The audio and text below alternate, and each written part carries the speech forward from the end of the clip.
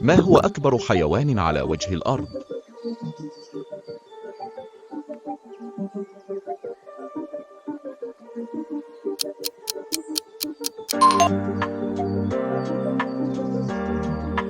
ما هو اسم الطائر الوطني للولايات المتحدة الأمريكية؟